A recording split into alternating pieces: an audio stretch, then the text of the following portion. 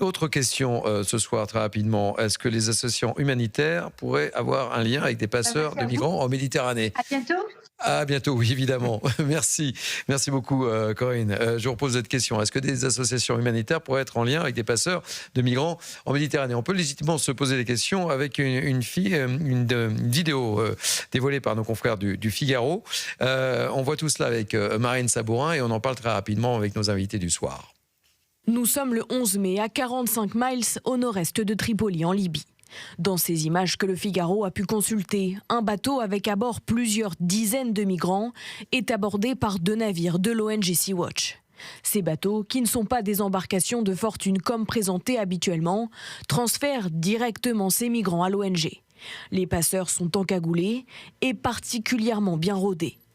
Une fois le transfert effectué, l'un d'eux fait même un signe de la main, visiblement un pouce en l'air pour indiquer à l'ONG que tout le monde a bien quitté son bateau. Image troublante.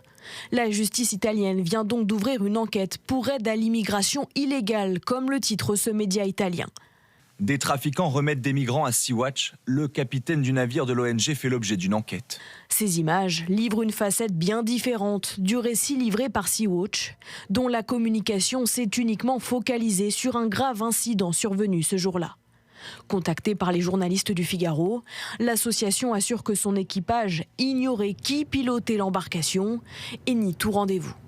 Ce n'est pas la première fois que le gouvernement italien dénonce de telles séquences. Selon Giorgia Meloni, ces ONG pousseraient même les migrants à prendre la mer, en sachant qu'un navire de secours pourrait intervenir. Geoffroy Lejeune, je me tourne vers vous parce que quand vous écoutiez ce sujet, je vous ai vu un peu sourire, surtout quand j'ai posé la question, est-ce qu'il y a un lien entre les associations humanitaires et les passeurs de migrants en Méditerranée? Vous avez plus ou moins la réponse. Alors, les images qu'on vient de voir, elles sont très très importantes. Parce que vous avez entendu dans le sujet, les ONG disent non, il n'y a pas eu de prise de rendez-vous. Mais il y a l'image. Mais il y a une image. Et à ma connaissance, c'est la première fois. C'est la première fois, vous avez raison. En fait, on connaît très exactement le mode opératoire. Il a été raconté, il a été documenté. C'est des embarcations de fortune qui vont dans la Méditerranée, qui larguent des gens soit d'un bateau à l'autre, soit carrément dans la mer, et puis après elles se font repêcher. Et à ce moment-là, le bateau de l'ONG qui est présent dit il y avait des gens à la mer, donc on les a récupérés. Et quand vous disiez que les ONG étaient des passeurs de migrants, puisque techniquement... Je posais la question.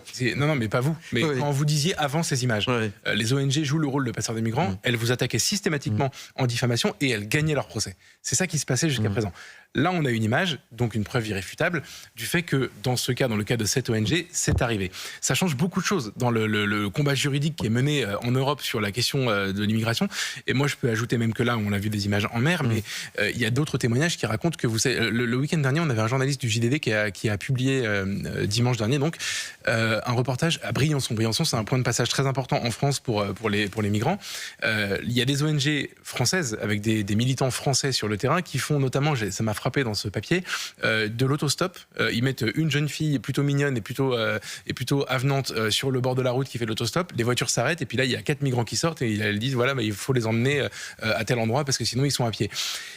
En fait, dans la quasi-totalité des cas que j'ai pu lire ou quand j'ai pu travailler sur ce sujet, je me suis rendu compte que les ONG jouaient un rôle actif. Jusqu'à présent, on ne pouvait pas le dire sous peine d'être condamné. Maintenant, on a la preuve. Alors justement, je recevais dans Mini News Fernand Gontier, que vous connaissez, ancien directeur central de la police des frontières. Je lui ai évidemment posé la question, puisque vous l'avez souligné très justement, cette vidéo est particulièrement importante et on a un élément de réponse. Fernand Gontier. Je crois que ces images sont assez troublantes, voire, ressemblent plus ou moins à un flagrant délit de passage, d'organisation, d'un modus operandi finalement entre les trafiquants et une ONG. Donc ce sont des images uniques, je les ai découvertes également, même si la justice italienne avait essayé en 2017 de mettre en cause 3 ONG pour des faits identiques. Ça avait donné ça n'avait pas débouché, un non-lieu avait été prononcé, mais là, je crois qu'on est face à une situation un peu différente, où des images démontrent à l'évidence qu'il y a une forme d'entente, de collusion, d'accord entre les ONG et les trafiquants de migrants. Je crois que vous avez raison, hein, Geoffroy Lejeune et Fernand Gontier le dit, il y aura peut-être un avant et un après avec cette vidéo. Oui. Olivier Benkemoun. On a la preuve flagrante que les associations ne sauvent pas les migrants, ils vont les chercher. Ils vont les chercher, c'est la première fois qu'on le voit sur ces images. Alors, la question qui va suivre, c'est qu'est-ce qu'on fait comme action judiciaire? Est-ce que cette association-là, cette ONG-là, a droit à des financements publics? Qui la finance?